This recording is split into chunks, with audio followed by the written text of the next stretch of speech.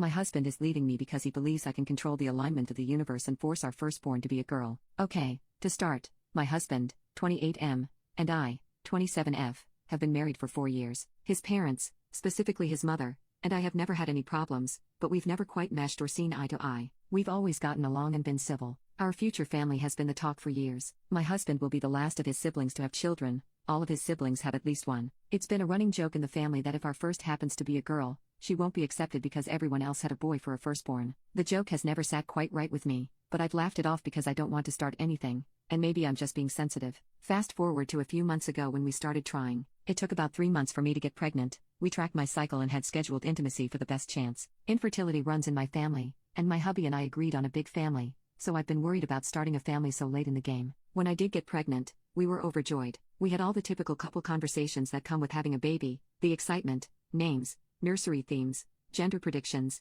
etc. He talked about wanting a son first so he could be the big strong leader for all his younger siblings and carry on the family name, a very big deal to him instilled by his parents. I expressed my desire to have a little girl I could dress up and match with. It became a playful banter. He'd refer to the baby as a son, and I would call the baby our daughter. About a week before our gender scan, I looked up all the old wives' tales and created a chart for us to fill out together to see who would hypothetically win our little bet. It included the ring test, Chinese horoscope, heartbeat, cravings, etc. The results ended up being about 50 to 50 in the end, which made us even more excited to find out for certain at our scan. The following week, we went to our appointment and discovered that our baby was a girl. We were both extremely excited. Hubby was disappointed to lose but told me he was overjoyed to be raising a daughter by my side. That night, we called our families to share the news. After calling his family, his mother asked to speak to him privately. I went to bed alone as their conversation carried on for well over an hour. The following morning, I woke up alone. There was a note on my husband's nightstand explaining that someone would be by the house to pick up his belongings later this evening. I immediately tried to call him, only to realize he had blocked my number. I then tried his mom. His mother picked up on the first ring.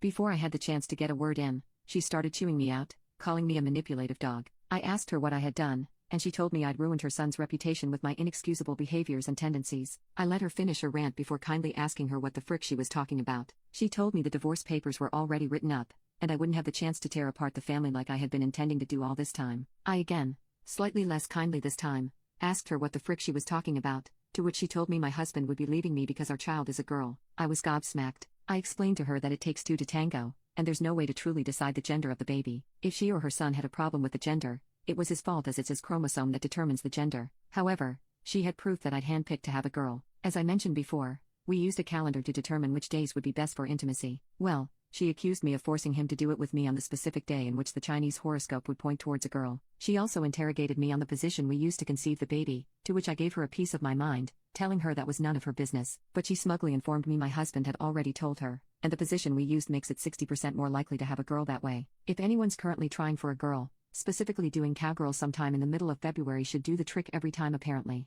She finished off by telling me that my clear preference for my family name was disgusting, and she was glad to finally be rid of me and my manipulative ways before hanging up. I've had no contact with my husband since, and it's been over a month. He's blocked me on everything. I can't help but feel that this hasn't all been his choice, but then again, he's a grown adult, so I can't imagine his mother controlling him like that. I've been staying with my sister since it all went down. She says I can stay as long as I need, but I'm thinking I want to get my own place, maybe even a few states away. What should I do? Should I pack up and move on? Should I continue trying to contact my husband? Update 1. I'm planning to try catching my husband on his way out of work sometime next week. I'd like to hear his side of the story. Also, I should have mentioned originally that I had a gut feeling to record the call with my mother-in-law, so I have all of that on hand if it's needed in the future. I've decided, however, that if there is any saving in our relationship, I'll be changing my last name back to my maiden name, and our daughter will be taking my last name, or at the very least have a hyphenated name. Call me feminist or whatnot, but it will be non-negotiable. I'll also be requiring many boundaries between me and his mother, and she will not be in my child's life until she can find it in her to apologize to me sincerely and change her attitude towards us. Update 2. I was able to catch my husband as he was leaving work one night and got his side of the story out of him, as I had hoped. As suspected, he admitted that he was excited for a baby girl, and after speaking to his mom, she forced him to leave and blocked me. His mother already had the divorce papers ready to go. I tried to tell him that we could fix this. We could raise our daughter together away from his mother. I know I sound messed in the head and naive for this, but I grew up in a household without a father figure, and I was hopeful my daughter could have a different home life experience than what I had, not to discredit my mother. She's a strong woman, and I hope I can be half of the woman she is for my daughter one day. Anyways, my husband had none of it. He said that he realized how conniving and manipulative and abusive I had been throughout our entire relationship, and he did want to actually go through with the divorce. He said he'd have no problem giving me full custody of the thing that's growing inside of me. That's when I lost all hope. Frick him. I have no problem leaving a man who's so easily brainwashed by his mother like that. I'll raise this baby alone. That's bad enough, but here's the real icing on the cake. I received a phone call from my soon-to-be ex-husband's brother's wife. We've always been quite close, and she informed me over the phone that she overheard a conversation at weekly Sunday dinner that mother-in-law and husband are trying to blindside me in court and take full custody. I was livid, full on seeing red. I called my mother-in-law straight away and demanded to speak to my husband. All he had to say for himself was that he realized he didn't want any of his offspring to be raised by such a manipulative freak, and even though he doesn't actually want her, he's sure he can grow to love her again. I'm not sure what to do at this point. I know I have a good case for myself, but I'm freaking terrified they'll win the battle and take everything from me. It brings tears to my eyes thinking about my daughter growing up somewhere where she isn't loved. Even if custody is split 50-50, I'll have no control over the lies that are guaranteed to feed her. My emotions are going haywire trying to write all this out, so I think I'm going to leave it at that. Update 3. I won the court case with full custody. It was a long and draining road, and I won't go into a ton of detail for privacy and legal reasons, but it was all thanks to Reddit. Someone connected me to a great lawyer, and everything worked out exactly the way it needed to. I owe it all to you guys. Thank you so much.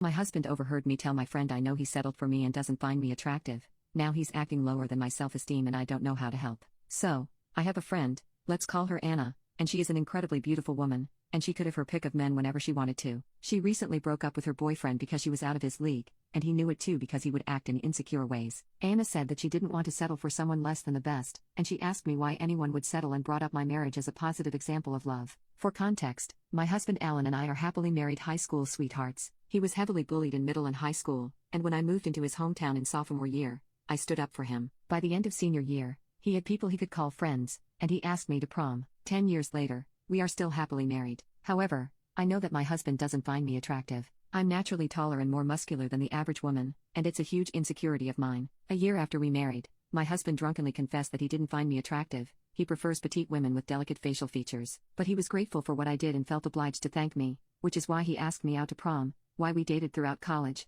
and why he proposed. He still loved me very much but wasn't attracted to me. The next morning, he was hungover and had forgotten his confession. He doesn't drink much because he doesn't have a filter and tells the unvarnished truth. I felt crushed, but our marriage was very good otherwise. I never told him what he said that night. I don't think most men are attracted to the way I look anyway, and he was still a great husband to me. So being settled for isn't the worst thing in the world, and we're both happy. I explained all of this to Anna, and she was grateful for the advice. That night, Alan started crying. He was crying silently, but I woke up. I hugged him and asked what was wrong, and he admitted he overheard our conversation. I didn't expect him to overhear since I was in the basement, but he heard his name and decided to listen in. I apologized for hurting his feelings, but it just made him sob harder. I don't know what I did wrong or if I did anything wrong. Update 1. Hello, I'm back with a short update. I received a lot of messages on my post last week, and it was a bit overwhelming. I want to say I am a people pleaser not just for my husband, but also for my friends and family. I want them to be happy. I love my husband and want the best for him. We had sessions of couples therapy, and he now has a personal therapist. It was surprisingly easy to find someone who suited us, but I did pay a lot of money for our sessions,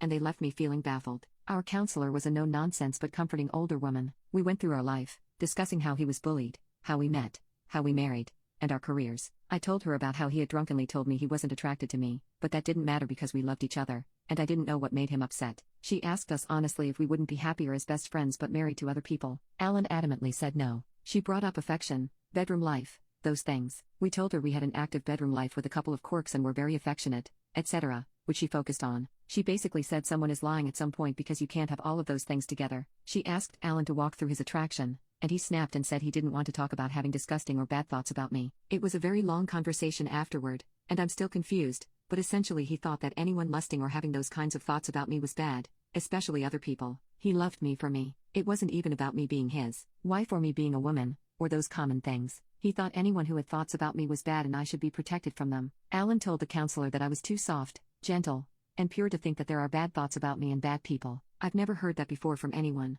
I told our counselor that nothing bad has happened to me. I was worried if Alan had trauma in his past that made him wary of others since he had been bullied so viciously in school, but he said that I was thinking of him again and I should think about myself. He said I still didn't realize that the world is scary for me. The counselor asked about any guilt he felt about attraction, and he broke down. A couple of years ago, I had intensive surgery, and Alan helped me with everything, even eating, showering, and getting around. He confessed that when he helped me with bathing or dressing, He accidentally looked more than he should have, and he could feel that I was starting to realize he was having those thoughts about me and shut down. I don't really remember that, but he's my husband. I didn't and don't mind if he looks. He talked about how much he loves me and wants to spend the rest of his life with me. My counselor said I have grown up to think of others' wants and desires above my own, and I do have people-pleasing tendencies, but on the whole, I'm pretty mentally healthy. I got a few booklets and packets to fill out. My husband was told he needed intensive therapy as soon as possible, and he had his first session a few days ago. I don't know where this is going or what happened to make him think the way he does. He didn't grow up in a religious environment, and his parents are very affectionate and have a strong marriage. I still love and support my husband.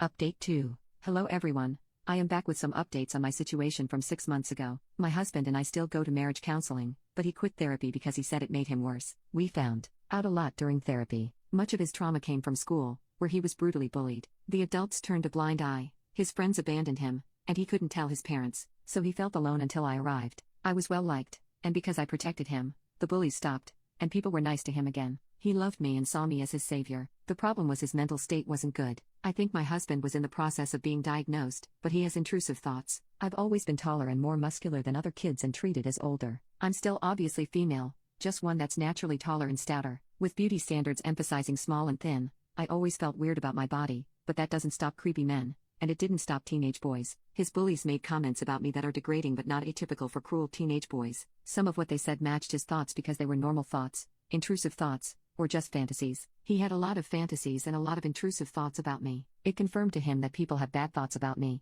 and he is just as bad, but the difference was he could control it, so he made a decision not to be attracted to me. He said the more he got to know me, the more pure and precious I seemed, and the less he could let the rot in. He had to keep me safe because the world would destroy me. The comments he made when he was drunk were ones of deep denial, trying to reassure me that he didn't have disgusting thoughts about me. That does explain some things about how my husband behaves around me, especially in the bedroom, and it also explains why he's very protective of me. He's always been an adoring husband, which is at odds with someone who is not attracted to me. The bathtub memory affected him a lot because he could rationalize a lot of things, but for the first time, I was vulnerable physically and in need of his help, and his fantasies and intrusive thoughts got worse. Some of the therapy was to try to get me off the pedestal, but it didn't really work, and his intrusive thoughts got worse. He said he had to quit, and I supported him. He told me some of his fantasies, and some were normal, and some were disturbing. I told him that I loved and trusted him. Our marriage is strong, and I will stay by his side and help him. My best friend used to hate my husband because he would get in between our friendship often. Now that I'm a stay-at-home mom, she's trying really hard to get in between his legs. My husband,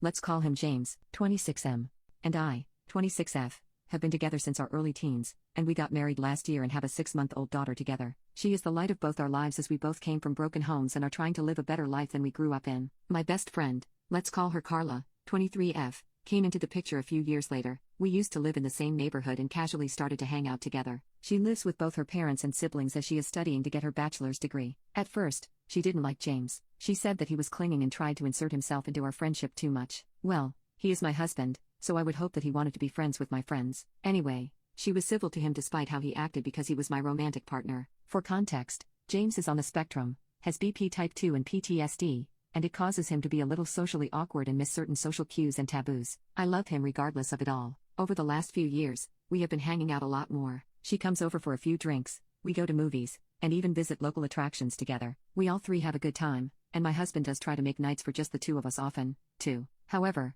last year, James and I found out we were expecting a child together in January. At the time, I was working at a fast food place and started to feel nauseous. I threw up and immediately went to the doctor. Come to find out, I was 8.5 weeks pregnant. My life changed and I had become busier preparing for motherhood. Carla saw me less and less, and we couldn't talk as much. James and I got married almost a month and a half after discovering we were going to become parents. That's when our dynamic changed. Lately, I've been trying my best to juggle being a stay-at-home mom while taking online courses for college, so I've been super busy. One day, James gets a text and it's from Carla. She asks if they can talk as she was upset. He took the phone call despite me protesting, and a few minutes later said, "Hey, we need to go get Carla. Her father is picking a fight with her." I got upset as we were watching a movie together, and I had just gotten the baby down for bed. We go to her house, which is about 20 minutes away, and she stays with us for a night. As I get our daughter back down to bed, Carla asks to cuddle with the two of us in our bed. I was hesitant. I have issues with claustrophobia due to a traumatic experience as a child, but James gave the go-ahead, and we settled in for the night. Carla's dad called to apologize, and she went back home. When she was gone, I blew up at James. What he did was not only inappropriate, but also disrespectful to my boundaries. Ever since, when she has an issue with her dad, she calls James and Bensay. One day, while my in-laws were staying with us, my mother-in-law overheard a conversation with James and Carla. She was concerned and asked me if I was okay with it. I said, no, not really. But every time I bring it up, he gets defensive, saying that she needs help, that she is going through a hard time, blah, blah, blah. It is important to note that my mother-in-law was cheated on in the past by her ex, my husband's father. We are also extremely close, and she sees me as a daughter. She hates cheaters with a passion, and my husband was using the same excuses as father did. She asked to speak to him privately and walked to our living room. They got into a heated argument, and James apologized to me. He said he didn't know that it was hurting me and causing issues in our marriage. I asked him, how would he feel if I had asked him if another man could sleep in the bed with us? He deflated and tried to say, it's different, blah, blah, blah. His stepfather spoke up and said, it is the same. You're uncomfortable with it, and so is she, so quit with the excuses. James respects his stepfather quite a lot since he raised him since he was 8, and his own father was in and out of the picture. Once the dust settled, my husband truly apologized to me for his actions and said that he would do better. I kissed him, and that was that. However, I wouldn't be right here if that was the end of the issues. Lately, Carla has been calling him 3 to 8 times a day. She says it's because she is bored and has no one else to talk to. I snapped, and I called him out over the nonchalance about the situation, how when she calls, he answers, how it is making me feel like a third wheel in my marriage, etc. He just says, she's just lonely. You're letting it get to you. That night, I slept in the living room. I'm starting to suspect that she is trying to monopolize time. She calls him for over an hour each time she calls. They talk. She complains about her life, etc. almost like she is his girlfriend or something. I'm starting to find this relationship troubling, and it's getting to the point that it is affecting my marriage. Where do I go from here? Update 1. So, some things have happened and everything about this situation sucks. I don't know if I will be okay for some time, but the baby and I are currently staying with my friend. To start, James and I are getting a divorce, and Carla is no longer a friend to me or our mutuals. The betrayal is too deep for her to be friends with our group. As most of you assumed, James and Carla are indeed having an affair. It started about 3 months ago and just turned physical last month. They were planning on just up and leaving after James served me divorce papers. They used the ruse that he was helping her through emotional issues to hide the fact. I was crushed. She wanted to clear the air before it got worse, and that was when she let wind that James was going to try to get me to terminate my rights to my child in order for Carla to adopt her. Their reasoning is because of my borderline diagnosis a few years ago that supposedly makes me unfit to be a mother, and he was sure the courts would agree. She then handed me 2 separate stacks of paperwork and left. I am contacting a lawyer as I am writing this. I am seriously hurt. You guys were right. Carla was a snake and only told me this so she wouldn't feel guilty. However, I am not letting my soon-to-ex-husband bully me into termination of my rights. I called him afterward and got very heated about what was going on. James just sat there in silence. I was crying afterward, and I pleaded with him to tell me what I did wrong. He said I wasn't putting out like a good wife should, and I wasn't able to give him a big family, so it's all my fault. For context, I had a near-fatal complication with the delivery of our daughter, where I'd bled throughout the entire labor. I had to have 2 blood transfusions and haven't fully recovered from it. I was not cleared for any strenuous activity for 3 months, including bedroom intimacy. James was getting unsatisfied with all my doctor's appointments and not getting the bedroom fund that he wanted. Meanwhile, I was hurting and ended up needing another procedure to remove some placenta that didn't naturally come out. I even had to have my tubes tied because if I have another child, I won't make it. James wanted at least 2 more kids, so this put an end to his plans. I thought I knew him, but he's a complete monster. We were together since we were 15, and this is how he repays me. I am absolutely heartbroken. I'm going to step back and take some time to adjust. There is no chance for a healthy co-parenting situation. I'm fighting for primary custody with supervised visits. Carla will not have any access to the baby, as I will ask the judge to make a clause preventing her from interacting with my daughter. Thank you everyone for the advice. I reconnected with the daughter I had to give up for adoption 20 years ago, but now she's trying to RIP my family apart. I could have never known that trusting my own flesh and blood would end up destroying my once perfect marriage. Back when I was 18 years old, I ended up getting pregnant by accident by my boyfriend at the time. I was in no way, shape, or form ready to be a parent, and I decided without telling my boyfriend that I was going to get in baby garbage in secret. I know that a lot of people might not agree with that decision, but at the end of the day I was a kid and I was terrified for my body and my future. My family had never really been close or supportive of me, so I felt like I had nobody to really help me through it. I didn't really have any close female friends either, so I ended up going all by myself to the baby garbage clinic. The only thing is when I was actually sitting there and they told me to put my feet up in the stirrups, they just wouldn't go up. My entire body locked up and I had my very first panic attack. Even though I was not ready for a baby at all, I just could not go through with the abortion for whatever reason. I'm not pro-life or anything. There was just something so scary about it. I just kept overthinking the actual procedure, getting freaked out that they were literally scooping out my insides. But honestly, I regret more than anything walking out of that abortion clinic that day. I should have just sat down and forced my body to go through with it. But unfortunately, I ended up having my baby. My boyfriend and I had broken up before she was born, and I don't think he ever found out about her. I tried to take care of her on my own for a couple of months, but I could barely afford food for the both of us. My parents had kicked me out the second I turned 18, and I was living in a rented room with a newborn. I couldn't afford formula, and getting a well-paying job as a kid fresh out of high school was so hard. I tried so hard to make it work, but eventually, I realized that the only way I was going to be able to care for her was by selling my body on the street. I actually tried to. I mean it when I say I tried to take care of my baby. I met up with a man who said he would give me $200 for intimacy, but when it was time to do the act, my body froze up again and I just ran out of the room. When I got home to my baby that night, I realized that there was no way in hell I was going to be able to give her any sort of good life. I just held her and cried so hard that I almost passed out. I knew that it would be one of our last nights together. The week after that, I put her up for adoption. It was by far the most painful, excruciating experience I have ever gone through in my entire life. I'll never get over having to hand her off to strangers. My baby's adoptive parents had a house and a stable job, and I knew rationally that she was going to be much better off with them, but I felt my heart rip clean out of my chest when they walked away with her. I ended up becoming incredibly depressed after that. I had been alone since my parents had kicked me out, but I had never truly been alone since I had my baby. But now she was all gone. It was just me in my crappy little room all alone. I spent so many nights and days in bed just sobbing my eyes out thinking about my baby and wherever she was. I knew she was finally safe and happy, but it felt like one of my organs had been removed when I lost her. When I gave her up for adoption, I told her parents that if they were more comfortable with the closed adoption, I would understand, even though it was very hard for me to give her up. Her parents said that they appreciated my sacrifice but that they preferred a closed adoption to spare their child any pain or confusion in the future. Even though I understood where they were coming from, it still unalived me to know that I may never see my baby girl ever again. But that was what I had to accept in order to guarantee her safety. It was the only right thing I ever did back then. Now I'm in my mid-30s and I still live on my own. Giving up my baby combined with my crappy family relationships caused me to grow up a very lonely, secluded person. I tried making friends and dating in my 20s and early 30s, but I'm just not very sociable. I'm also sort of a plain boring person. I don't have many hobbies and I still struggle with major depression because of everything that happened with the adoption of those years ago. I live on my own with my 2 dogs. I like to garden in my backyard and I work from home. I tried to maintain contact with my family as I grew up, but they never really seemed interested, so now I live this secluded life all on my own. I thought it was always going to be that way. I never figured that I might end up finding the love of my life online. I do like spending time on Reddit on gardening and cooking subreddits, and I ended up meeting a guy on the gardening subreddit. It's funny, we had actually met in a thread where we were arguing with each other about soil types.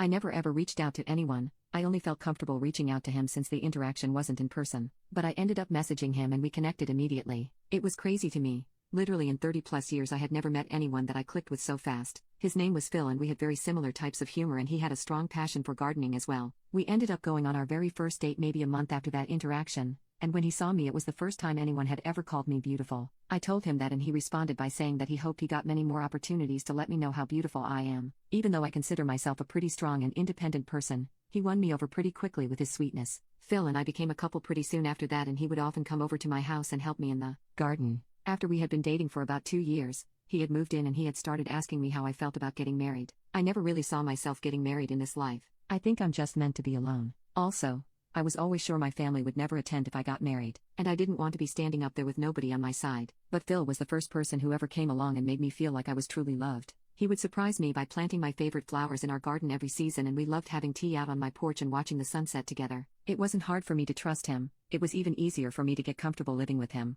I opened up to him pretty early on about how I had had a child when I was younger and how much it had broken me. Phil told me that he was open to having children together, but I told him that if I got pregnant now it would be risky, plus it might bring up painful memories. Phil understood my perspective and never pushed, and we continued living our life together. Everything was simple, and a few months after we had spoken about having children, Phil surprised me with a proposal. I got home one day and there were white rose petals, my favorite type of rose, scattered in a path from the front door to the backyard. When I got to our backyard garden, not only had Phil planted brand new flowers for me, but he had tiny tea lights lining our walkway all the way up to where he stood at the end of it, leaning down on one knee. I don't think I had ever been so happy, and so loved in my entire life. After everything that happened to me, I couldn't believe that I had somehow finally found my life partner. We ended up getting married at the courthouse. Phil didn't push having a big wedding with family members because he knew my situation. I think he understood that being with him was really the only important thing to me. I wore my best dress and he made my bouquet from all the flowers we had planted together in the backyard. I have a picture of us together sitting on my work desk at home, and even though we've been married for a year and a half now, it still makes me tear up when I look at it.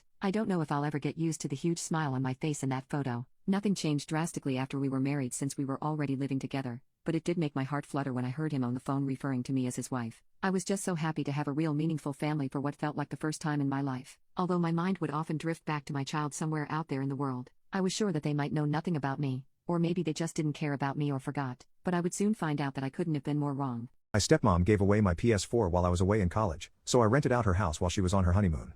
I'm an only son. My mom died of ovarian cancer at only 55 5 years ago. It broke my dad's heart. They had been together since college and were the same age, with my dad being a month older. I'm 22, and am about to graduate college with my degree in chemistry when the main events start to occur. I went to college on a full-ride scholarship. This is important later. My dad met my now stepmom when she was my mom's nurse at the hospital where she spent her final days. My stepmom Grace played all the right notes to gain my dad's trust. She was empathetic to him, nurturing, comforting after my mom passed. I was 17 and old enough to sense that she was just trying to weasel her way into getting my dad's resources, but it was up to my dad if he wanted to be in a relationship with her. I was in my final year of public school and had just won a scholarship to attend college out of the country the following year. My dad mourned my mom for a year, and that whole time Grace would check in on him by phone every month or so, in my opinion to scope out the possibility of sinking her hooks in him. After a year passed, Grace took the gloves off and went hard after my dad. Grace was only 40 when she and my dad started seeing each other. I didn't like her, but at the same time my dad at least didn't seem so depressed anymore, so I tried to be less pessimistic about her and give her the benefit of the doubt. In my gut I didn't trust her, though. But we are Scandinavian, and at least in my family the son does not tell his father what to do or even offer any opinion.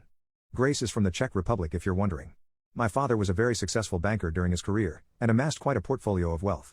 I'll spare you the details, but after 6 months of dating, Grace and my father are married. My dad never really got over my mom though, and he was getting weaker and weaker even though he was only 57. Since his health was fading, he called me to him and asked me point blank, "Boy, what do you need to set you up in this life?"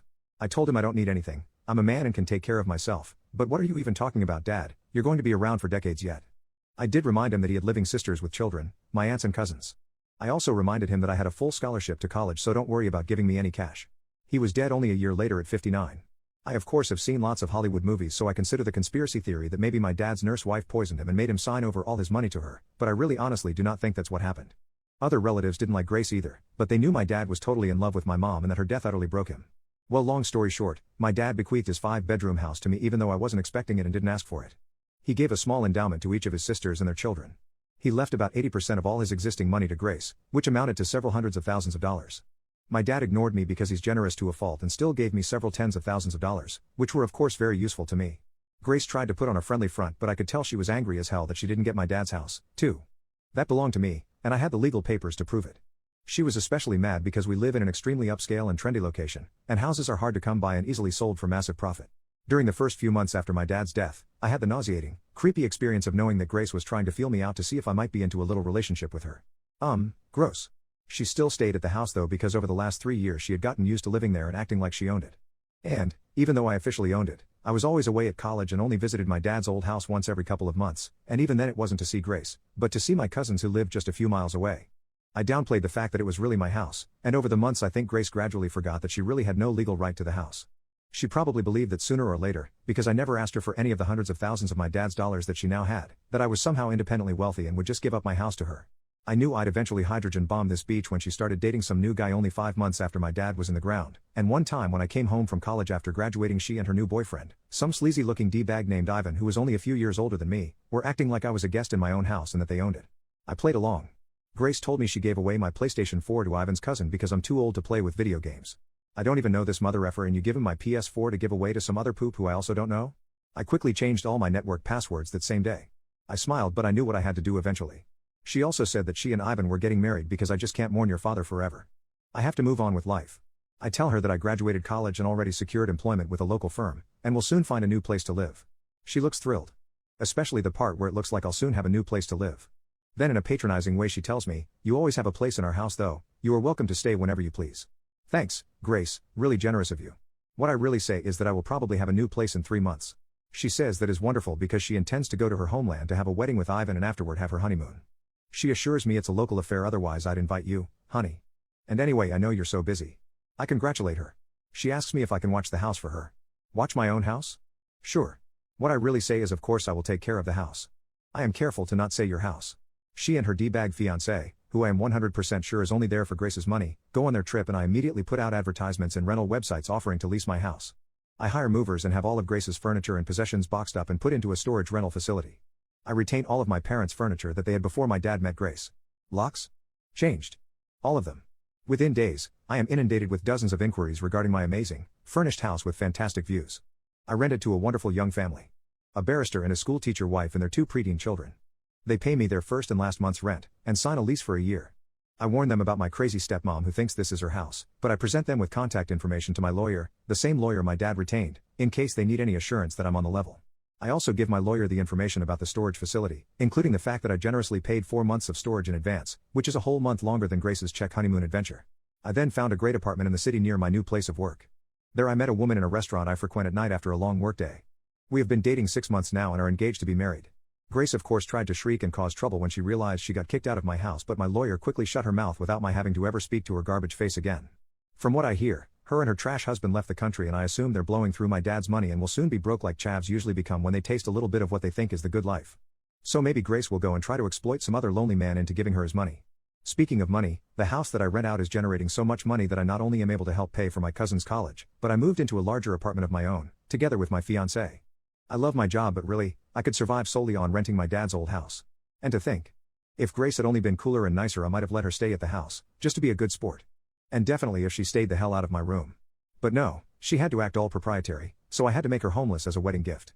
My 3 friends tried to drug a girl, so I let the whole town know. To put it simply, I was a little poop as a kid. I used to steal from stores and from my family, swear and throw things at random people walking down the street, smoked from the age of 12 and didn't give a poop about anyone but my friends. They were my real family, or so I thought, and the group of all 5 of us would cause trouble every single day. My parents, though in my later years have told me they should have been more effective in their discipline, really weren't to blame. I was just a mixed up kid. I used to think that doing all this stuff made me cool. I can't really describe how superior I felt when I made grown adults afraid of me, but it made me feel powerful, and power was something I craved when I was younger. I could go on and on about my sins, but the fact is that I was just fucked in the head. So long story short, when I was 16, my parents finally had enough, and despite all my tantrums and screaming and even some physical violence against my dad, they decided to put me in a school for troubled youth. I call it a school, but what it really was a military institution that taught discipline in the most brutally effective ways while throwing in some literacy and numeracy classes along the way. Without going into too much detail, I'll say that this school changed me. While I was aggressive, violent, cocky and near homicidal when I was first dumped on their doorstep, the men who ran this camp broke me down. I was there for just over a year. No phone calls, no visits home, no access to the outside world. For one whole year, these real-life hard-ass men taught me just how much of a poop stain I really was. By the end of my second summer, I was a changed kid. I had fought and screamed and gotten my ass kicked more times than I can count, but eventually I was beaten down. These men taught me that real men simply don't act the way I did, and that the type of path I was headed down would lead me either to jail or death. They were brutally honest about it, especially this one counselor Jay. By the end of my stay I considered Jay a second father. Though I hated him at first for making me feel inferior, he really did me a favor teaching me how toxic my behavior was, and to this day I still think of him as something of a hero. He was the main person who deemed me ready to return home. When I returned home I had changed from an abusive little prick to a somewhat civilized young man, ready to take on my last year of high school. I was nervous to go back, since I had adapted to the disciplinary school lifestyle, but I was also excited. I missed my friends and hoped they would just accept me back despite the fact that I hadn't spoken to any of them in over a year. To my relief, I was accepted back with open arms. One of my closest friends had moved states since I'd been away, but the other 3 were ecstatic to see me. Over the next few weeks I settled down. I didn't spend a lot of time with them outside of school. My parents were kind of testing how much I'd matured since returning, and were setting boundaries on when I could go out, how long I could stay out and where I could go, etc. I was determined to prove to them I wasn't the same F-up that had ruined their lives all those years, so I followed their rules and only really talked to my friends during school. All of this is relevant because of what happened next. I had joined the school football team all 3 friends were a part of, and one evening after practice, all my teammates were in the gym, sweaty and dirty but pleased with ourselves. I was laughing and chatting with my 3 best friends so much I didn't really notice that we were the last left in the gym, but that's when the conversation started turning bad. One of my friends, I'll call him F1 for simplicity, started telling me about a college party they were all planning on going to, and how they'd been crashing college parties for a few months now, since it was easy access to girls and booze. I was hesitant about it because I didn't think my mom and dad would agree to let me go, but then F1 started talking about this girl he was planning on inviting, a girl who went to the same school as us but not one I thought F1 had any real relationship with. I knew her, but I didn't know her. He started to tell both my other friends, and me, that he'd been trying to get her into bed for a while and she kept making excuses, so he planned on taking her to the party and finally smashing. When I asked him, in a joking way, what makes you so sure she won't reject you again, he looked me dead in the eye and said as casually as you please, the most chilling sentence I have ever heard in my entire life. I'm just gonna slip something in her drink. It'll loosen her up, no problem. At first I just kind of awkwardly laughed, thinking it was some fucked up joke, but they weren't laughing with me. When I asked him if he was serious, he told me he was sick of her bullshit games and knew she was just stringing him along, and that the pills would just make things easier. I could not believe my fucking ears. I excused myself from the conversation pretty quickly and practically bolted home, most likely driving through several stop signs, but I really don't remember. I spent the whole night convincing myself my friends were just messing around. A few more days pass and the conversation in the locker room is all but forgotten, though they hadn't shut up about the party, and kept insisting that I just sneak out and join them. I got called a wimp repeatedly for telling them I wasn't going because of my parents, but again, I just brushed it off. Then the poop finally hit the fan. During yet another after-school training session we all end up being the last in the locker room again, and F1 does something I never would have expected in 1,000 fucking years. All 3 of them have been talking about the party this whole time. Then F1 starts rummaging through his gym bag. He tells us all to look at this and tosses F2 a small bag of little pink pills. Immediately, I feel the blood drain from my face, and like a bomb's going off in my head, a voice in my mind is screaming, holy poop, this is really happening, this is serious, holy poop. It's really hard to describe what I was feeling when F1 started going into detail about how he planned on inviting the girl to the party, slipping something into into her drink and making use of one of the frat boys' bedrooms for a few hours. I was sick. Like literally could have hurled everything from my stomach all over the floor as I listened to all three of them talk about how awesome the party was going to be after just describing how they were planning to rope a girl. I couldn't take it, and again I ran off. I actually did end up puking later that night, going over and over in my head what I had just witnessed. I almost couldn't believe it. These three boys had been my friends for 15 years. I thought of them as my own family, thought I knew them better than anyone, but 1 year away and this happens? I'll tell you that I actually broke down crying that night. I'm not ashamed to admit it. What I am ashamed of is how long I took to actually get a grip and handle it. I knew I should have told someone, but in some fucked up way, my loyalties were still screwed. I know now what I should have done, but I was 17, and these were my best friends. I didn't want them to get into trouble, but at the same time, I knew I couldn't let this poop go down. So instead of reporting all I'd heard to an adult like a normal effing person, I decided I'd sort it out all on my own. I went to F1 and told him not to do what he had planned. I told him it was stupid and dangerous and would ruin both his life and the life of the girl he was planning on drugging. He didn't even blink. He got right in my face and told me that the school I got sent to had turned me into a pussy. He said that he hated how much I'd changed and had been trying to change me back with F2 and F3. He even told me how they'd been talking about me behind my back and how they'd planned to give me a turn on the girl once F1 was done with her, just to show me what I was missing out on. Then he said something I'll never forget. He told me, word for word, I'm doing that little beach a favor. She's a fucking virgin. And after this party, your mom won't be the only one finally getting some. I punched him. We fought, and we both got sent home on suspension for fighting. I could not believe it. I was seething. My best friend had said that to me. My best friend had told me he was going to rape an innocent girl at a party, and I was a pussy for not wanting to join in? I was disgusted. It sickened me to my core, and I was done with him. My parents were disappointed I had gotten suspended so shortly after coming home, but I just sat quietly while my mom cried and my dad screamed at me. I know now that I should have told him, but after what F1 said to me, I had this insane notion in my head that I was going to get him back all on my own. After a weekend of being grounded, I went back to school, and the first thing I did was seek out F1. He was about as bashed up as I was, but he was sporting a nice black eye from where I'd hit him in the face. F2 and F3 were standing with him, and they all glared at me as I approached them. Then I did something that made me feel sick. I apologized to him. I told him I was sorry I hit him, and that he was right. I had changed, and I hated what that school had done to me, and I wanted to go back to being the old me again. Surprisingly, they all bought it. F1 and I even hugged it out, and I put the cherry on top when I told them I'd be coming to the party. Now, for my dumbass teenage plan.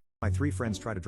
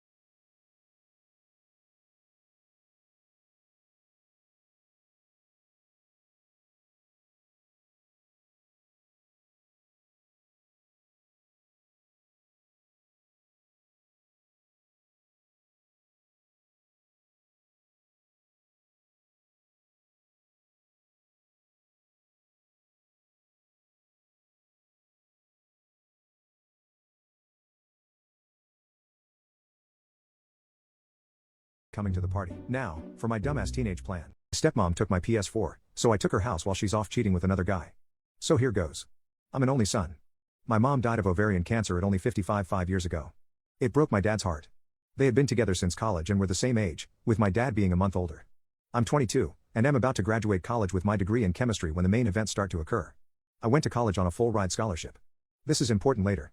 My dad met my now stepmom when she was my mom's nurse at the hospital where she spent her final days. My stepmom Grace played all the right notes to gain my dad's trust. She was empathetic to him, nurturing, comforting after my mom passed. I was 17 and old enough to sense that she was just trying to weasel her way into getting my dad's resources, but it was up to my dad if he wanted to be in a relationship with her. I was in my final year of public school and had just won a scholarship to attend college out of the country the following year. My dad mourned my mom for a year, and that whole time Grace would check in on him by phone every month or so, in my opinion to scope out the possibility of sinking her hooks in him. After a year passed, Grace took the gloves off and went hard after my dad. Grace was only 40 when she and my dad started seeing each other. I didn't like her, but at the same time my dad at least didn't seem so depressed anymore, so I tried to be less pessimistic about her and give her the benefit of the doubt. In my gut I didn't trust her, though. But we are Scandinavian, and at least in my family the son does not tell his father what to do or even offer any opinion. Grace is from the Czech Republic, if you're wondering. My father was a very successful banker during his career, and amassed quite a portfolio of wealth. I'll spare you the details, but after 6 months of dating, Grace and my father are married. My dad never really got over my mom though, and he was getting weaker even though he was only 57. Since his health was fading, he called me to him and asked me point blank, "Boy, what do you need to set you up in this life?" I told him I don't need anything, I'm a man and can take care of myself. But what are you even talking about, Dad? You're going to be around for decades yet. I did remind him that he had living sisters with children, my aunts and cousins. I also reminded him that I had a full scholarship to college, so don't worry about giving me any cash. He was dead only a year later at 59. I of course have seen lots of Hollywood movies, so I consider the conspiracy theory that maybe my dad's nurse wife poisoned him and made him sign over all his money to her, but I really honestly do not think that's what happened. Other relatives didn't like Grace either, but they knew my dad was totally in love with my mom and that her death utterly broke him. Well, long story short, my dad bequeathed his 5-bedroom house to me even though I wasn't expecting it and didn't ask for it. He gave a small endowment to each of his sisters and their children. He left about 80% of all his existing money to Grace, which amounted to several hundreds of thousands of dollars. My dad ignored me because he's generous to a fault and still gave me several tens of thousands of dollars, which were of course very useful to me. Grace tried to put on a friendly front, but I could tell she was angry as hell that she didn't get my dad's house, too. That belonged to me, and I had the legal papers to prove it. She was especially mad because we live in an extremely upscale and trendy location, and houses are hard to come by and easily sold for massive profit. During the first few months after my dad's death, I had the nauseating, creepy experience of knowing that Grace was trying to feel me out to see if I might be into a little relationship with her. Gross. She still stayed at the house though, because over the last 3 years she had gotten used to living there and acting like she owned it. And, even though I officially owned it, I was always away at college and only visited my dad's old house once every couple of months, and even then it wasn't to see Grace, but to see my cousins who lived just a few miles away. I downplayed the fact that it was really my house, and over the months I think Grace gradually forgot that she really had no legal right to the house. She probably believed that sooner or later, because I never asked her for any of the hundreds of thousands of my dad's dollars that she now had, that I was somehow independently wealthy and would just give up my house to her. I knew I'd eventually hydrogen bomb this beach when she started dating some new guy only 5 months after my dad was in the ground, and one time when I came home from college after graduating, she and her new boyfriend, some sleazy looking D-bag named Ivan who was only a few years older than me, were acting like I was a guest in my own house and that they owned it. I played along. Grace told me she gave away my PlayStation 4 to Ivan's cousin because I'm too old to play with video games. I don't even know this mother effer, and you give him my PS4 to give away to some other poop who I also don't know? I quickly changed all my network passwords that same day. I smiled, but I knew what I had to do eventually. She also said that she and Ivan were getting married because I just can't mourn your father forever. I have to move on with life. I tell her that I graduated college and already secured employment with a local firm, and will soon find a new place to live. She looks thrilled. Especially the part where it looks like I'll soon have a new place to live. Then in a patronizing way she tells me, "You always have a place in our house though, you are welcome to stay whenever you please." Thanks, Grace, really generous of you. What I really say is that I will probably have a new place in 3 months. She says that is wonderful because she intends to go to her homeland to have a wedding with Ivan and afterward have her honeymoon. She assures me it's a local affair, otherwise I'd invite you, honey. And anyway, I know you're so busy. I congratulate her. She asks me if I can watch the house for her. Watch my own house? Sure. What I really say is of course I will take care of the house. I am careful to not say your house. She and her D-bag fiancé, who I am 100% sure is only there for Grace's money, go on their trip and I immediately put out advertisements in rental websites offering to lease my house. I hire movers and have all of Grace's furniture and possessions boxed up and put into a storage rental facility. I retain all of my parents' furniture that they had before my dad met Grace. Locks? Changed. All of them. Within days, I am inundated with dozens of inquiries regarding my amazing, furnished house with fantastic views. I rent it to a wonderful young family. A barrister and a schoolteacher wife and their 2 preteen children. They pay me their first and last month's rent, and sign a lease for a year. I warn them about my crazy stepmom who thinks this is her house, but I present them with contact information to my lawyer, the same lawyer my dad retained, in case they need any assurance that I'm on the level. I also give my lawyer the information about the storage facility, including the fact that I generously paid 4 months of storage in advance, which is a whole month longer than Grace's Czech honeymoon adventure. I then found a great apartment in the city near my new place of work. There I met a woman in a restaurant I frequent at night after a long workday. We have been dating 6 months now and are engaged to be married. Grace of course tried to shriek and cause trouble when she realized she got kicked out of my house, but my lawyer quickly shut her mouth without my having to ever speak to her garbage face again. From what I hear, her and her trash husband left the country and I assume they're blowing through my dad's money and will soon be broke like chavs usually become when they taste a little bit of what they think is the good life. So maybe Grace will go and try to exploit some other lonely man into giving her his money. Speaking of money, the house that I rent out is generating so much money that I not only am able to help pay for my cousin's college, but I moved into a larger apartment of my own, together with my fiancée. I love my job, but really, I could survive solely on renting my dad's old house. And to think, if Grace had only been cooler and nicer, I might have let her stay at the house, just to be a good sport. And definitely if she stayed the hell out of my room. But no, she had to act all proprietary, so I had to make her homeless as a wedding gift.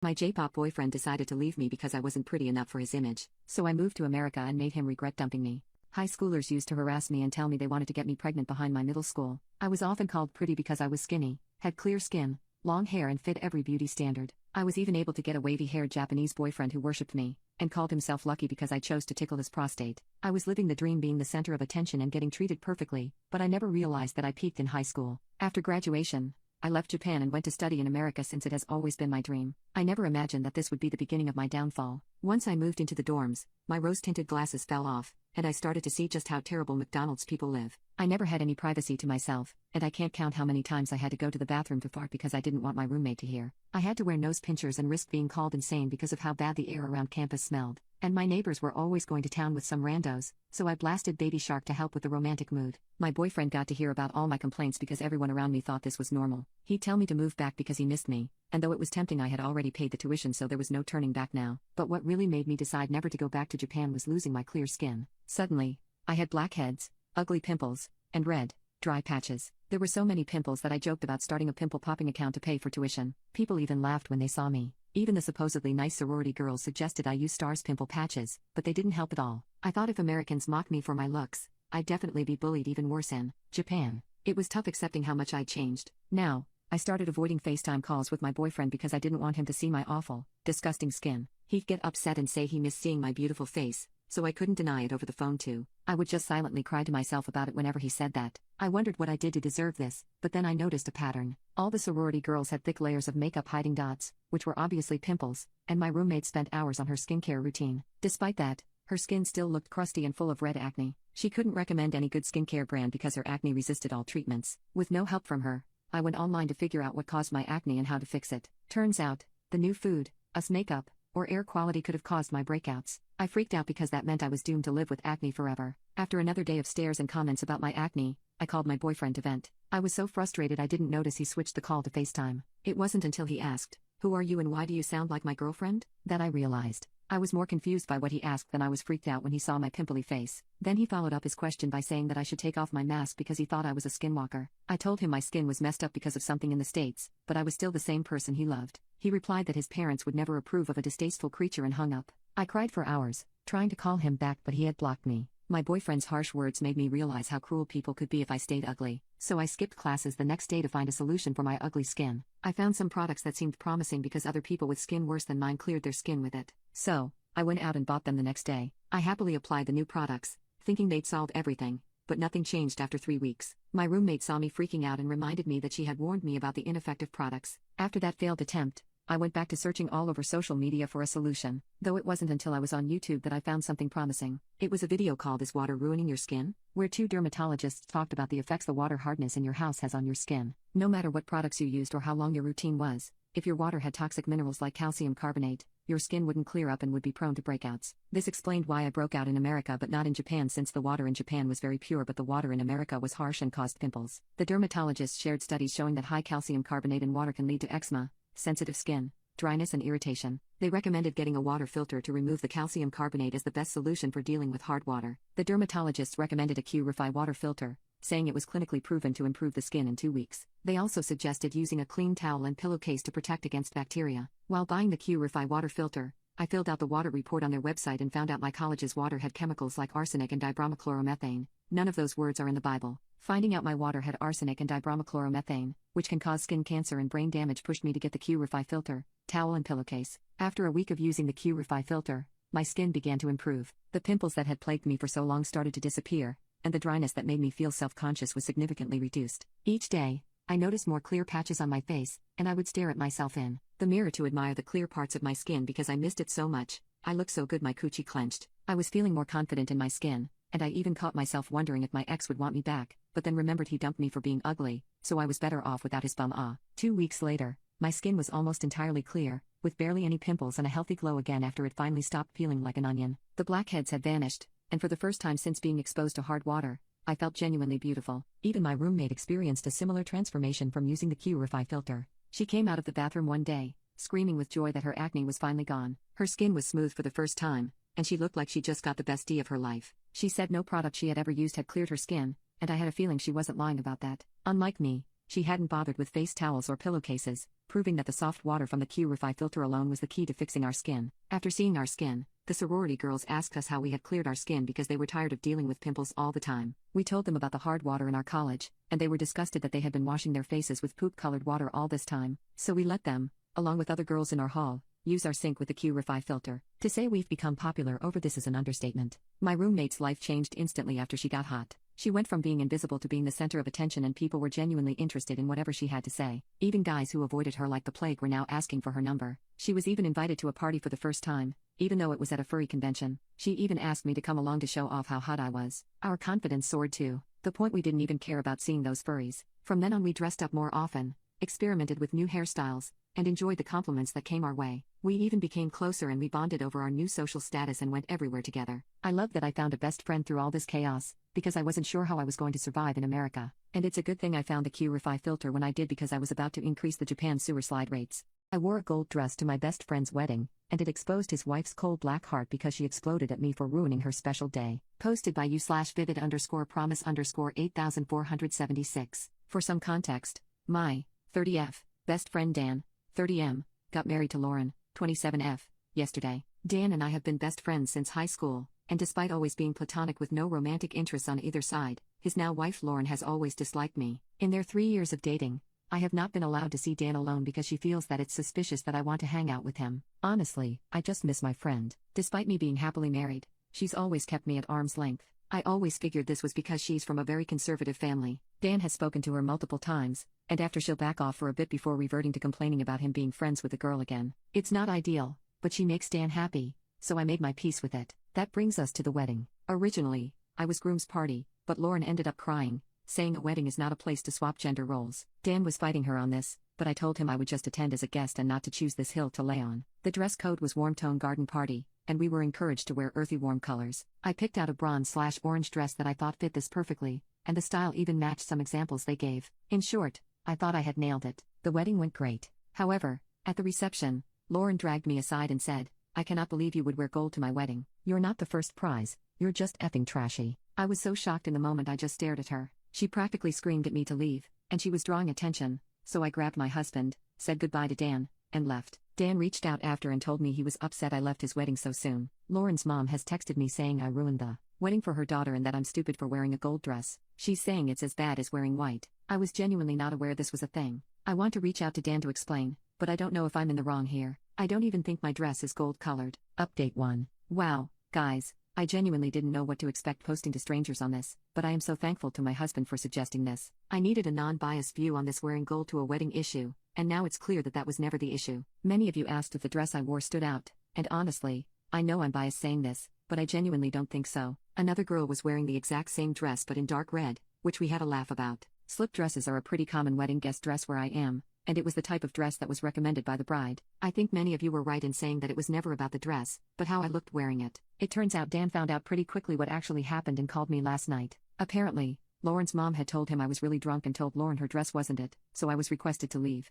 Dan had his suspicions that it was BS, but it wasn't until his mom called him that confirmed it. It turns out she was nearby when Lauren pulled me aside and, ironically, was actually wearing a yellow gold dress. She tore him a new one about letting Lauren treat me like that. Dan didn't have a solution when he called. I could tell he was emotionally exhausted and pretty defeated. He said he wished I had taken it out on the open bar rather than leaving, but he understood why I left. He thanked me for taking the high road and said that it hasn't gone unnoticed. He apologized for what happened, saying this is an ongoing fight between him and Lauren. For all of those who said Lauren just hates me, it turns out it's 100% true. Apparently, she has been trying to convince Dan to cut me off because that's what a good husband does. He said he thought she had gotten over it now that they were married. I told him that he needs to focus on his happiness, and that I will always be here to support him and that I will take a step back if that's what he needs. They were supposed to leave for their honeymoon yesterday, but when Dan called, they were still at home, so who knows. I've blocked Lauren and her mom and forwarded the messages to Dan as recommended. Thanks again everyone for your comments and judgment. Update 2. So, it's been a couple of months and a bit has happened. The situation seemed to resonate with quite a few people, so I thought I would provide a final update. Thank you to everyone who has messaged. It did help me feel a little less crazy during this time. So, Lauren ended up finding the post on TikTok and was understandably pissed. She called me from Dan's phone and started screaming at me, saying I had ruined her wedding and that I knew what I was doing wearing a dress like that to the wedding. After the initial shock of expecting Dan and getting Lauren screaming, I yelled, "What kind of dress? The same cut that Amy wore? Jesus, I just can't win with you. Dress nicely, and I'm out to get you. Dress casually, and I'm not putting in any effort. I've tried so hard with you, but I'm done." Then I hung up. I messaged Dan, saying, "I clearly can't be in your life with everything the way it is right now. Good luck, and I'll always be a call away," before blocking the number, which broke my heart. That was 3 months ago, and I didn't hear anything except from Dan's mother, who said Lauren wouldn't stop complaining about me, and life continued. In this time, I also discovered I am pregnant. My husband and I made a post a couple of weeks ago announcing this, which made its way to Dan, and he turned up at my front door a few days after. We talked over many drinks on his end and mocktails on mine. He told me that he always thought it was the right thing to do to listen to your partner's boundaries and insecurities, and that Lauren has a lot of body image issues which resulted in her being suspicious of other women. So he thought the right thing was to support her, but he got lost in setting his own boundaries when it came to how she controlled his interactions with his friends. He said the whole situation forced him to think about her boundaries and her own personal standards and saw that they consistently contradicted each other. Like, she believes, rightly so, that women are allowed to wear whatever they feel comfortable in, but she would complain that I was unreasonable for wearing bikinis to family beach days because it was inappropriate. Dan also realized she was trying to cut out his sister and literally every woman in his life, including his boss, insisting he get another job. By the time he had heard about my pregnancy, he told me he didn't want to be an absent friend through this, and had a serious conversation with Lauren. I won't go into details, but the result was that they are currently separated and both in therapy. Dan asked Lauren to move out, and she is currently staying with her mom, who is apparently convinced I am the devil. While I am sad for Dan's relationship having to end like this, I am happy to see that he is starting to learn what a healthy relationship is and that he will be able to be my friend through my pregnancy. My husband is excited to have his gaming buddy back. I reached out to Lauren with Dan's permission, letting her know I am here to talk in a therapy session if she felt like it would help, but I haven't received a response yet. Maybe that's for the best. I can't help but feel bad on some days because I know that a lot of this is born from insecurity, but I am trying to focus on the positives that both of them are in therapy and will hopefully move on to bigger and better things. I'm sorry if this update is a bit scattered as well. Pregnancy brain has been hitting me hard. This update has been read and approved by Dan. Hotel staff, who is the craziest guest you've ever dealt with? I live in a small town and started working as a night auditor in a hotel a few months back. I rarely ever interact with other employees, let alone the guests. Recently, due to several wildfires and the mandatory evacuations they created, we've had an influx of long-stay guests who've lost their homes. We also have several fire crews in-house, which has been fun. The issue, however, is this. The other night auditor brings her dog to work. It is not a service animal. While the hotel is pet-friendly, she has been asked to stop bringing her pet in with her. She has ignored these requests. Recently, we've been getting complaints. Her dog has chased people through the building, attempted to bite guests, attack children, and fight other dogs. In response to these complaints, she started locking her dog in the guest dining area and kitchen. Her dog has been pooping in the kitchen, which is an issue. When our bosses finally put the boot down and told her no more pets, she wrote a 4-page memo about the issue. Short version, she admitted that her dog had done everything stated above. But the reason people were complaining was because of a satanic reptilian Illuminati plot against her and her pet. I wish I was kidding. Here is the memo, in all its glory. Dear staff, a bit of background about my canine companion. She is 1 year old and has been with me at this hotel since she was 8 weeks old. Together, she and I are the night auditors. It's worked out well because she stays awake with me during the shift and we both sleep during the day. She likes all of the front desk staff and gets excited when it is time to come to work so she can greet them and begin her shift. Many of the guests also like her and she has received many positive compliments from them. She has gone through various stages of development and growth and presently she is at the stage of finding her voice and honing her socialization skills in a public setting. She and I eat a plant-based diet to teach her non-violence and harmlessness. Her food is scientifically fortified, which I have to purchase online from a specialty company, in order for her to take in all of the necessary nutrients to keep her strong and healthy, in body, mind and spirit. I take her training seriously and the ultimate goal is for her to be peaceful, calm, socialized and comfortable with all. So far, She sees the hotel as her house and is presently working on understanding that it is okay that other people besides staff members may come and go through the front door.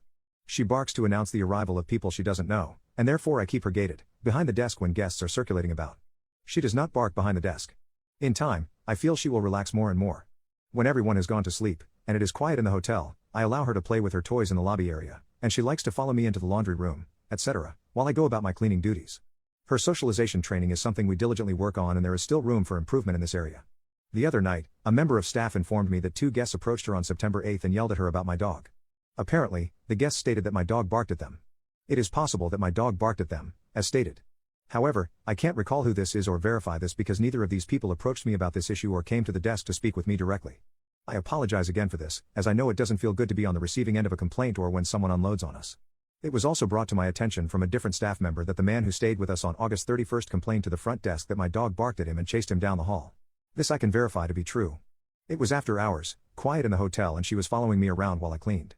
A guest unexpectedly walked down the hall and it startled her. But she also chased after him, as he walked away, and expressed her disapproval of him. I redirected her immediately and apologized on her behalf. A bit later, the lobby and hotel were quiet again, no one was around, and so I allowed her to play with her toys in the lobby area. It goes without saying that the lobby is a public area, and the guests should always feel comfortable coming and going as they like, but this guest was making his presence known deliberately to rouse my dog, and walked through the lobby several times, in the wee hours of the morning, to smoke cigarettes in the front of the building. I finally realized that he was doing this purposely to harass her, and I put her in the other room with the door shut. His response was to drop an F-bomb at her. And, the following morning, he reported the incident to the front desk, and was rewarded a free night stay on the hotel, due to his complaint. Adding here that he was charged a cleaning fee due to housekeeping finding towels and sheets soiled with feces and everything had to be thrown away. He is a troubled man, and while we can hold compassion for him, I don't recommend he is allowed back at the hotel. As stated above, there is room for improvement with my dog's socialization skills, which she and I are dedicated towards making her a success. It is important that she behaves properly and like a nice young lady, while she is here. She is a loving, funny, and loyal little being, and it is a blessing that she is here on planet Earth. She has helped me to tolerate the grave shift hours too, with her excellent company and companionship she provides. I'm now going to explain something that may seem strange, but it is necessary to add this, because it is the truth, and it relates to what happened with the complaints against my dog. Some of you are already aware that my second job is lightworking. I am a lightworker for Planetary Ascension. Recently, I completed some work to shine light upon the reptilian negative alien races, who are present on this Earth plane, and who are behind child mistreatment. The reptilians have demonstrated vicious, predatory behaviors, and they are very dangerous towards humans and animals. This information about their presence has been kept from mainstream society, and the controlled media spins half-truths and lies about what is truly happening on planet Earth. However, things are heating up planet-wide, and a full disclosure event will be taking place in the near future. I have studied these negative alien races since 2015, and I am acutely familiar with their retaliatory attacks against those of us who stand up for the light and shine light upon their darkness. The recent complaint against my dog was a deliberate and planned attack against me, to retaliate because of my recent work in calling out their child disappearance crimes to the Texas CASA. My contact to the Texas CASA was on the same day, August 31st, that this guest made his appearance, and the other 2 complaints came afterwards, for 3 in a row. Noting also that the reptilians are reading this post, as they are able to track, spy and interfere via advanced technology through television, computers, cell phones, and other devices. Therefore, I'm letting them know that God is my witness, and I will assist in standing up for those who have no voice, such as those who suffer with child disappearance, etc. To recap, under normal circumstances, and especially at a hotel which allows dogs, if a dog barks at someone, normally the person would shrug it off, as long as it doesn't continue, which it didn't. I redirect my dog each time and lovingly encourage her to be peaceful and calm. She also has never nipped at anyone. Her barking is instinctive, and with time it will ease up, and I feel confident that she will be more at ease as she gets through this growth stage. Although my dog is absolutely heartbroken that I have left her at home, I am keeping her at home for a few weeks to work more intensely on her training and plan on using a vibrating bark collar to better get her attention. Her time away from the hotel will allow the tension from the dark forces to settle too. When I feel she has improved with her barking and listening skills, I plan on bringing her back to work with me. Thanks for listening and for keeping an open mind and an open heart.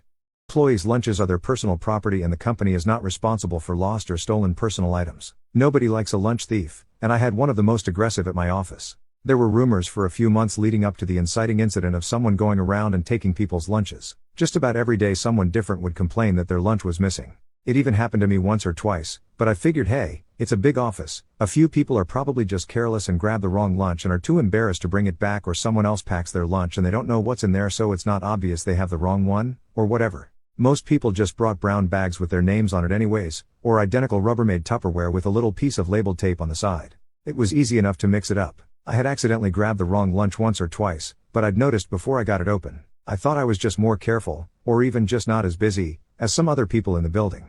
However, other people weren't as forgiving, and a quorum made complaints to HR. They were blown off. Personally, at the time, I thought it was all much ado about nothing. But then it began. My wife enrolled in a French cooking class online, and just about every day I was bringing fancy gourmand leftovers in for lunch. You'd think I was picking up a to-go bag from a Michelin-starred bistro on the way in each morning. She really threw herself into the coursework. There were no problems for about 2 weeks, maybe 3, until one day my lunch went missing. Considering what delicacies I had to look forward to, I was pretty miffed, but I did a once-over around the break room and didn't see anyone eating my lunch, so figured someone grabbed my bag by accident earlier, saw how good things looked, and, realizing it was their lucky day, didn't bring it back to the fridge. I wrote the mysterious stranger off as in a hole but accepted the loss and looked forward to dinner that night instead. Next day I write my name on my lunch in extra bold lettering, jam the bag into the back of the fridge, and feel peace of mind. I get there come break time, nope, it's gone. I was pretty upset, but I figured it was a stroke of bad luck, and left it at that. What else could I do? However, on the third day, out of an abundance of caution, I kept my lunch at my desk. A pain, because I had to eat it fairly early in the day to avoid spoilage, but at least I'd know where it was. I got up to take care of some business down the hall, and when I came back, yep, my lunch was gone.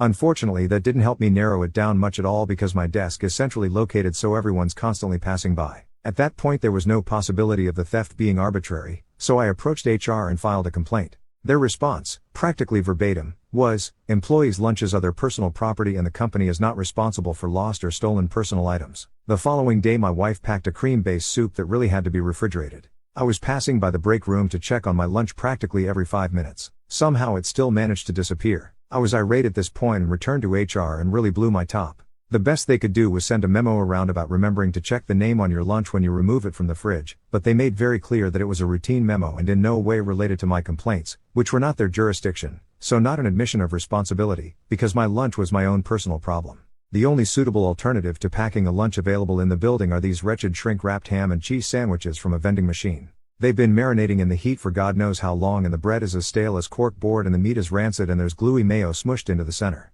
It's a relic of the old office tenants, I'm pretty sure. I vented daily to my wife, but her only idea was to start bringing a regular sandwich and apple again to dissuade the thief and get him to move on to other lunches. So, determined to prevent this low-life scum from downgrading the quality of my lunch, I hatched an elaborate plan. Then the pandemic hit and I forgot all about this whole saga. I worked remotely for months and months. Then we returned, and after all that had happened globally, this was the last thing on my mind. But I got to the break room the first day back, frustrated from having to wear a button-up and tie after months of working in pajamas, sore from my desk chair, and exhausted from small talk, only to find my lunch was gone. This was a particularly sore point because my wife and I divorced between my last lunch and work and the present one, so I did not appreciate being reminded of any past threads involving her. I pretty much flew into a blind rage at that point, especially seeing that stupid worthless memo about checking the lunch bag names posted in the break room, feeling so helpless and so hungry and so alone as it was me and my lunch against the world. I stormed out and was determined to return the next day with a plan. So, I came the following day with an empty lunch bag, and I checked closely to be sure no one was watching, and I switched the contents of the HR person's lunch bag into my bag. So now their lunch appeared to be my lunch. They'd packed a regular brown bag, so I just discarded that, and I left, and I waited. I knew this was a pretty big gamble because it was contingent on the theory that the thief was avoiding me while having lunch, but not wary of anyone else. So I would eat out in the open if there were no risk of bumping into me. So I made a big show of going around the office announcing that I was headed out for a meeting and I wouldn't be back until at least 3 p.m. I even went to the trouble of moving my car out of the lot to a space 2 streets over, where I then sat in my car and worked remotely for several hours before sneaking into the building up the back stairway. I then sat in the stairwell just outside the break room, where you can hear chatter that can't be seen, and after about 20 to 30 minutes of waiting, I heard it. The sweetest sound I'll ever hear in the office. HR, what the heck, Kyle, that's my lunch. Lunch thief, nah, it's not your name on the bag. HR, give me that. I'm assuming grabs the bag and sees my name. HR, yeah, let's head to my office for a chat. The HR rep later called me in as well and said they were aware of my break room hijinks, but it was obvious that the point still came across loud and clear. They warned me that it was a violation of policy to move another employee's lunch. It took every ounce of self-control for me to keep from retorting I thought our lunches were our personal property and the company was not responsible for them being lost or stolen. They informed me they'd located the thief and things would be handled accordingly.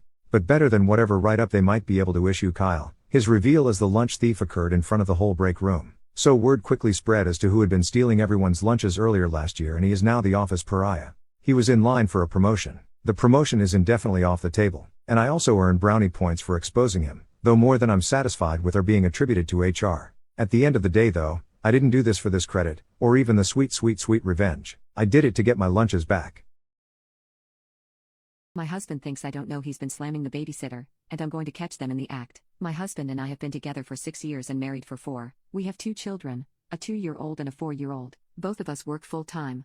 I'm a realtor, and my husband owns his own business. We've had a number of different nannies in the past, but they didn't pan out, and sometimes our parents end up watching the kids. About 8 months ago, my husband told me that one of his friend's daughters, we'll call her Ella, 20F, was looking for a part-time job during college. We live in a small college town, so her commute wouldn't be too troublesome if she were to come over. We tried her out one night, and everything went smoothly. She has always been nice to me, and the kids love her. My suspicions started last month when I came home early to find my husband had been home, and Ella was still at the house babysitting. I asked my husband why he didn't send her home if he was home, and his response was, "She's just trying to make a little money, and the kids were having fun, so I didn't send her off." Then, 2 weeks ago, I drove past my husband's office on the way to a meeting, and Ella's car was parked there. I asked my husband later about what she was doing at the office, and he said that she was probably stopping by to see her dad. Nowadays, whenever I come home, Ella is always dressed up more with makeup done and heels on. 2 days ago, I found strands of blonde hair in the backseat of my husband's truck. I have blonde hair, but this was closer to Ella's shade. Also, I don't think my husband would do anything in the backseat since he's 6 feet 6 inches 240 pounds. Last night, I found the opportunity to check my husband's phone while he was with the kids. I didn't find any romantic text between them, but I could definitely tell that text messages had been deleted. If you read the conversation, it didn't make sense because it was obviously missing the middle part. I talked to my friend this morning, and she pointed out that my husband has a type, which is blonde women, and Ella falls perfectly into that category. Should I confront him right now, or should I wait to find something more concrete? Update 1. Ella is currently at the house right now, and from what I can tell from Find My iPhone, my husband is 30 minutes away heading home. They both think I'll be working until 7 p.m. today, but I'm going to walk in unannounced 15 minutes after my husband gets home. I'm not sure what the plan is if I catch them in the act. Unfortunately, I don't have access to his phone logs since his phone plan is through his business, but we do have cameras on the outside of the house and a baby monitor in the kids' bedroom. I'm not ready to fire her unless I get solid evidence of my husband cheating. I need to know if my husband is having any sort of romantic relationship with her first. Update 2. I wasn't able to get the concrete evidence I was looking for, but I found some more circumstantial evidence. When I was tracking my husband through Find My iPhone, he stopped on his way home at the grocery store for 10 minutes. I decided to park and wait on a side street so I could see when my husband would get home. He arrived home at 5:30 p.m., and Ella was scheduled to work until 6 p.m. We have a long gravel driveway that leads to our house, so I decided to park near our barn so I wouldn't be heard pulling up to the house. I walked through the front door and found Ella feeding my 4-year-old. She was also preparing dinner in the kitchen. Today she was wearing a tight top, skirt, and platform heels. I asked if she knew where my husband was, and she replied, he was upstairs taking a shower. She then immediately went over to the living room to pick up her phone and send a text message to someone. Also in the living room were a fresh bouquet of flowers. I asked her about the flowers, and she said a guy she's been seeing gave them to her today. She said she didn't want to leave them in the car, so she brought them inside. When I asked her about the guy that she was seeing, she said he was from school and wasn't sure if it was going anywhere. After that, I went upstairs to see if my husband left his phone in the bedroom before getting in the shower, and sure enough, he left his phone on the dresser. The newest text message was from Ella that read, "Your wife is home." I tried looking up the deleted messages on his phone, but they had been permanently deleted. I decided to wait in our bedroom until my husband was done showering, and when he did come out, he was surprised to see me. I told him my 6:30 showing got cancelled and just got home. Then, I tried to see if he wanted to smash to see how he would react, and he said he didn't feel comfortable doing it while Ella was in the house. At this point, Ella was upstairs in my younger son's room, which shares a wall with our room. She ended up leaving the house at 6 p.m. with the flowers. After dinner, my husband mentioned to me about buying Ella a new car for Christmas, and his reasoning was that her car was old and not safe for our kids to ride in. All I told him was that I would think about it. I'm considering firing her on Monday without telling my husband and seeing how they both react. I'm still trying to process everything going on. I'm still hoping all of this is just me overthinking. I really love my husband, and I can't stand the thought of our beautiful family splitting up. Relevant comments to me. The car purchase suggestion was the fishiest thing of all. Ella's family is not a family of means, but she now has a new iPhone, new clothes, jewelry, and shoes. I didn't put it all together until my husband suggested buying her a brand new car. We share a bank account for bills, but we also both have separate accounts. Also, I just remembered that last week my husband came home with a new jacket. He told me that he liked it, so we bought it, but my husband never buys clothes for himself. There's no reason to be coming in heels and all dressed up to babysit 2 toddlers if there wasn't something else going on. I 100% agree with this. When she first started, she would come in baggy clothing, but now she comes in dresses or skirts. My husband likes my nails white, and now Ella has white nails too. She also went from sneakers to sandal heels. My husband has a thing for feet, so the heels are really messing with my head. Update 3. I would like to thank everyone for their support and ideas on how to deal with this situation. Yesterday morning, I met up with Ella and told her that we wouldn't be needing her services anymore due to my little sister being available to watch the kids, which is true by the way. She quietly said that she understood and told me to let her know if I would change my mind. My husband called me 5 minutes later, sounding very upset about Ella being fired. I think Ella told him, but he claimed her dad told him we had just fired her. I said that was my final decision, and there was no changing it. He came home 20 minutes later and asked me why I didn't talk to him first about firing her. I told him about everything I've noticed between them, from the text to the clothing she started to wear. He denied everything and said it was all in my head. I told him if he wanted this marriage not to end in a divorce, he had to cut all contact with Ella. After 1 hour of arguing, he finally agreed not to contact her anymore. I honestly don't have the mental energy to deal with a divorce, split my kids, and date again. I don't want to be the single mom who is always busy and unhappy. I told him never to bring her up again. I don't know 100% if they had an affair, but I think it's better for my health not to find out. I think I'm going to quit my job so I can raise my kids and work on my marriage. I'm not sure if this was all because I've been working a lot of hours and have been distant from my husband. Thanks again for all the support. Employees' lunches are their personal property and the company is not responsible for lost or stolen personal items. Nobody likes a lunch thief, and I had one of the most aggressive at my office. There were rumors for a few months leading up to the inciting incident of someone going around and taking people's lunches. Just about every day someone different would complain that their lunch was missing. It even happened to me once or twice, but I figured hey, it's a big office, a few people are probably just careless and grab the wrong lunch and are too embarrassed to bring it back, or someone else packs their lunch and they don't know what's in there so it's not obvious they have the wrong one, or whatever. Most people just brought brown bags with their names on it anyways, or identical Rubbermaid Tupperware with a little piece of labeled tape on the side. It was easy enough to mix it up. I had accidentally grabbed the wrong lunch once or twice, but I'd noticed before I got it open. I thought I was just more careful, or even just not as busy, as some other people in the building. However, other people weren't as forgiving, and a quorum made complaints to HR. They were blown off. Personally, at the time, I thought it was all much ado about nothing. But then it began. My wife enrolled in a French cooking class online and just about every day I was bringing fancy gourmand leftovers in for lunch. You'd think I was picking up a to-go bag from a Michelin-starred bistro on the way in each morning.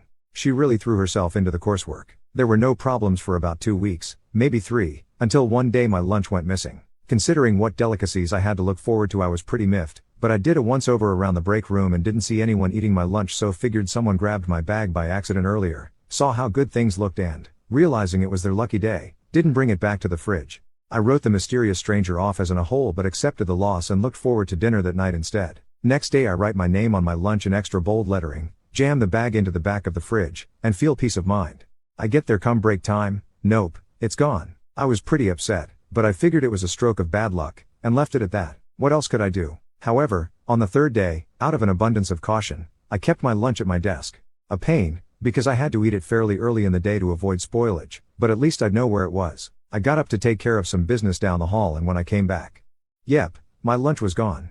Unfortunately, that didn't help me narrow it down much at all because my desk is centrally located so everyone's constantly passing by. At that point there was no possibility of the theft being arbitrary, so I approached HR and filed a complaint. Their response, practically verbatim, was, employees' lunches are their personal property and the company is not responsible for lost or stolen personal items. The following day my wife packed a cream-based soup that really had to be refrigerated. I was passing by the break room to check on my lunch practically every 5 minutes. Somehow it still managed to disappear. I was irate at this point and returned to HR and really blew my top. The best they could do was send a memo around about remembering to check the name on your lunch when you remove it from the fridge, but they made very clear that it was a routine memo and in no way related to my complaints, which were not their jurisdiction, so not an admission of responsibility, because my lunch was my own personal problem. The only suitable alternative to packing a lunch available in the building are these wretched shrink-wrapped ham and cheese sandwiches from a vending machine. They've been marinating in the heat for God knows how long and the bread is as stale as cork board and the meat is rancid and there's gluey mayo smushed into the center. It's a relic of the old office tenants, I'm pretty sure. I vented daily to my wife, but her only idea was to start bringing a regular sandwich and apple again to dissuade the thief and get him to move on to other lunches. So, determined to prevent this low-life scum from downgrading the quality of my lunch, I hatched an elaborate plan. Then the pandemic hit and I forgot all about this whole saga. I worked remotely for months and months. Then we returned, and after all that had happened globally, this was the last thing on my mind. But I got to the break room the first day back, frustrated from having to wear a button-up and tie after months of working in pajamas, sore from my desk chair, and exhausted from small talk, only to find my lunch was gone. This was a particularly sore point because my wife and I divorced between my last lunch and work and the present one. So I did not appreciate being reminded of any past threads involving her. I pretty much flew into a blind rage at that point. Especially seeing that stupid worthless memo about checking the lunch bag names posted in the break room, feeling so helpless and so hungry and so alone as it was me and my lunch against the world. I stormed out and was determined to return the next day with a plan. So, I came the following day with an empty lunch bag, and I checked closely to be sure no one was watching, and I switched the contents of the HR person's lunch bag into my bag. So now their lunch appeared to be my lunch. They'd packed a regular brown bag, so I just discarded that, and I left, and I waited. I knew this was a pretty big gamble because it was contingent on the theory that the thief was avoiding me while having lunch, but not wary of anyone else. So I would eat out in the open if there were no risk of bumping into me. So I made a big show of going around the office announcing that I was headed out for a meeting and I wouldn't be back until at least 3 p.m. I even went to the trouble of moving my car out of the lot to a space 2 streets over, where I then sat in my car and worked remotely for several hours before sneaking into the building up the back stairway. I then sat in the stairwell just outside the break room, where you can hear chatter that can't be seen, and after about 20 to 30 minutes of waiting, I heard it. The sweetest sound I'll ever hear in the office. HR, what the heck, Kyle? That's my lunch. Lunch thief. Nah, it's not your name on the bag. HR, give me that. I'm assuming grabs the bag and sees my name. HR, yeah, let's head to my office for a chat. The HR rep later called me in as well and said they were aware of my break room hijinks, but it was obvious that the point still came across loud and clear. They warned me that it was a violation of policy to move another employee's lunch. It took every ounce of self-control for me to keep from retorting I thought our lunches were our personal property and the company was not responsible for them being lost or stolen. They informed me they'd located the thief and things would be handled accordingly. But better than whatever write-up they might be able to issue Kyle, his reveal as the lunch thief occurred in front of the whole break room. So word quickly spread as to who had been stealing everyone's lunches earlier last year, and he is now the office pariah. He was in line for a promotion. The promotion is indefinitely off the table, and I also earned brownie points for exposing him, though more than I'm satisfied with are being attributed to HR. At the end of the day though, I didn't do this for this credit, or even the sweet revenge. I did it to get my lunches back.